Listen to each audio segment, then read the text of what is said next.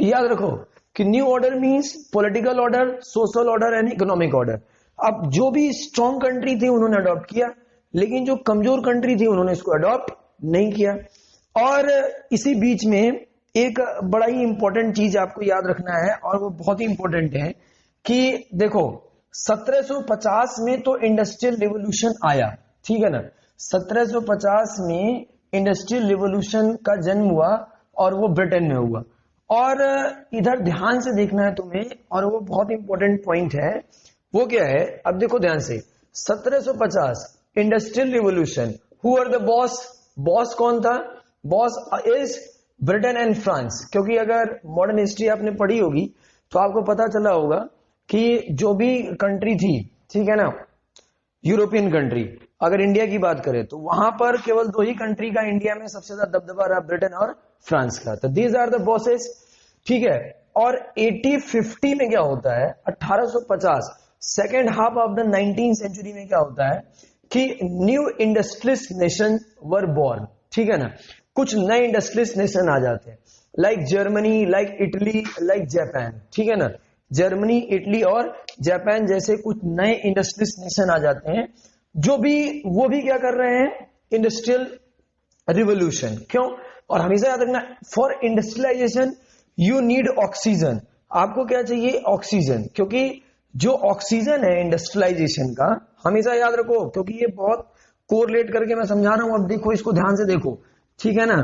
और जब भी हम बात करेंगे, इधर बहुत क्लियर कट डिवीजन करके बताते हैं, देखो ध्यान से, कि 1750 इज अ ईयर जिसमें इंडस्ट्रियल रिवोल्यूशन का बॉस कौन था?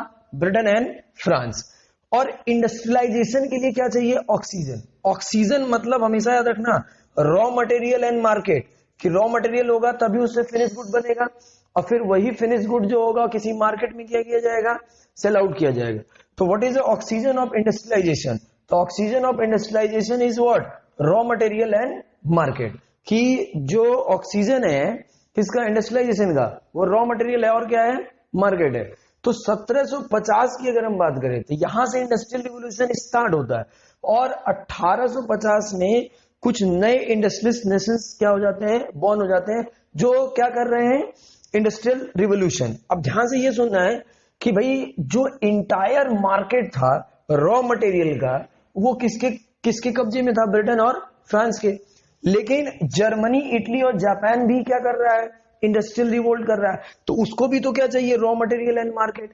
तो अब यहीं पे इसी को बोला गया clash between old boss and new leaders. Clash between old boss and new leaders. और ये जो ओल्ड बॉस और न्यू लीडर की कहानी है, इसी ने दो वर्ल्ड वॉर को क्या दिया? जन्म दिया। World war 1 and world war 2, ठीक है ना। समझ गए बात? और इस वर्ल्ड वॉर 2 में क्या हुआ? 2 atom bomb, Nagasaki and Hiroshima, ठीक है ना, नागासाकी एंड हिरोशिमा पर 2 एटम बम गिराए गए। तो ध्यान से सुनो, 1750 में industrial revolution started in Britain. The entire oxygen of the market is under the control of Britain and France. और इन 1850 new industrialist Nations were born, like Germany, Italy and Japan. तो ये दोनों आपस में अब लड़ना शुरू हो गए, और इसी को नाम दिया गया क्या? वर्ल्ड वॉर 1 1914, वर्ल्ड वॉर 2 1939, और 1942 और 1942 और 1945 में जब नागासाकी हिरोशिमा के ऊपर एटम बम गिराया गया, तो यहीं से लड़ाई स्टार्ट हुई। किसकी? एग्जिस्टेंस की। किसकी लड़ाई स्टार्ट हुई?